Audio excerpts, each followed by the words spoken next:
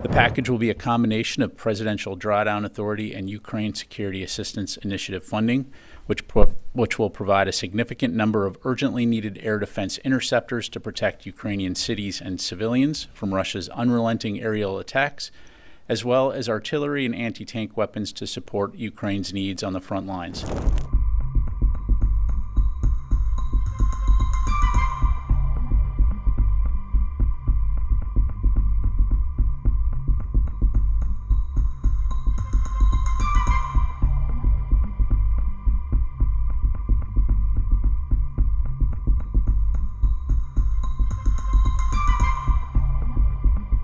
To see on the ground is it remains a tough fight. Russia continues to attempt to take ground, but the Ukrainians have done a good job of holding the line.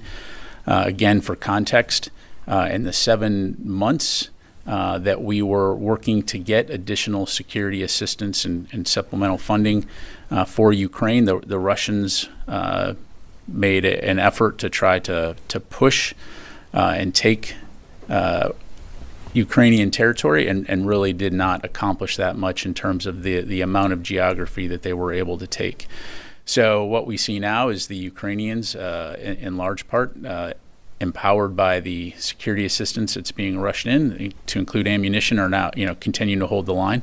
We'll continue to support them in their efforts to defend themselves. General, some reports are claiming that Israel will begin an offensive operation on Lebanon in the second half. During the summit, Secretary Austin will be engaged on discussions to ramp up transatlantic defense industrial production, ensure adequate defense investments from allies, and the deepening of practical cooperation between NATO and its Indo-Pacific partners to include Australia, Japan, New Zealand, and the Republic of Korea. Going back to Nancy's question, so was there no anticipation or any, preparatory, legal discussions about? You've heard Secretary Austin and others say that Ukraine's future is in NATO, and so it's not a U.S. decision whether or not to let Ukraine into NATO. It's a NATO alliance decision, so 32 countries.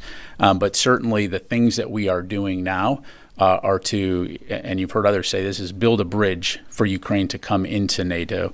And so part of that is working with them in terms of looking at their military and their defense capabilities, not only to ensure that they can sustain those into the future, but also to build interoperability in for the day when they are a member of NATO. But if in the next few days or so, could we talk to someone even on a background level to get a better understanding of how the department is thinking about this from a legal perspective? If we have any updates to provide, we'll definitely take that in.